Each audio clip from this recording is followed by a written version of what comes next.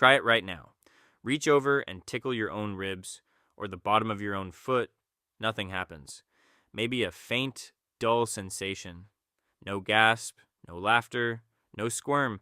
Now imagine someone else doing the exact same motion. Same spot, same pressure. You'd probably be on the floor laughing within 2 seconds. Same touch, same nerve endings, completely different result. So, what's going on? The answer isn't in your skin. Your skin doesn't know the difference between your own finger and someone else's. The answer is in your brain, in a part most people have never thought twice about. It's called the cerebellum, tucked at the back of your skull, just above your neck. Most people associate it loosely with balance and movement, but it's running something far stranger every second of your life, a constant prediction engine.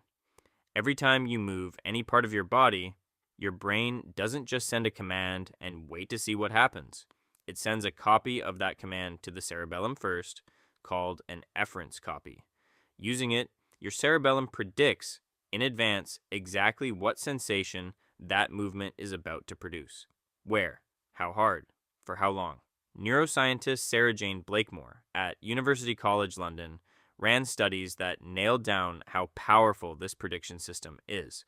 Her team found the cerebellum doesn't just guess at incoming sensation, it dampens it. When the prediction matches the actual touch, your brain tells the rest of your nervous system, you already know this is coming, ignore most of it. The result is a touch that barely registers. But tickling depends on surprise. Without unpredictability, there's nothing for your nervous system to react to. And your own movements are about as predictable as it gets. Your brain isn't being tricked by someone else's touch. It's just never been able to surprise itself. Blakemore's team tested this directly with a simple machine. Participants pressed a button, triggering a piece of foam to stroke their palm, but with a short delay built in, sometimes up to 2 seconds. The moment that delay appeared, people rated the sensation as more ticklish. The longer the delay, the more ticklish it became. Once the timing no longer lined up, the cerebellum's prediction stopped matching reality, and the dampening broke down. So, in a strange sense, you can tickle yourself. You just have to fool your own brain's timing system first. Why does this system even exist, though?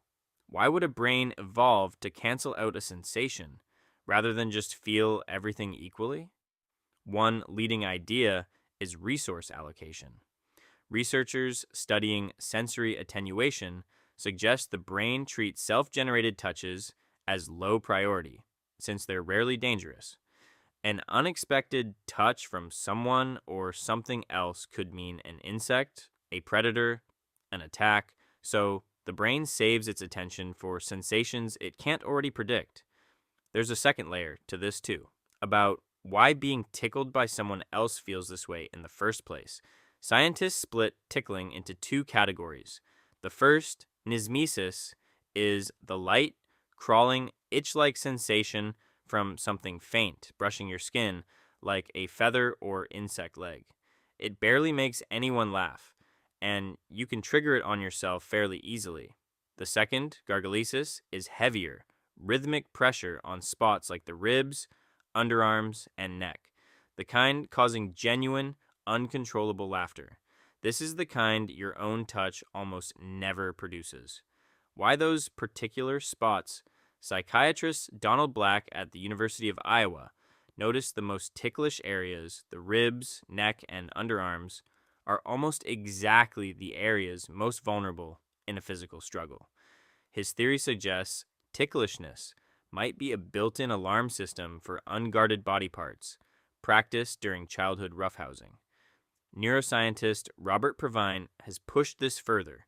He's noted that chimpanzees and orangutans pant rhythmically during rough play, strikingly similar to human laughter, suggesting laughter may have roots in exactly this kind of physical play. Tickling fights between children might sharpen defensive reflexes while strengthening social bonds at the same time. To be fair, this part is still unresolved.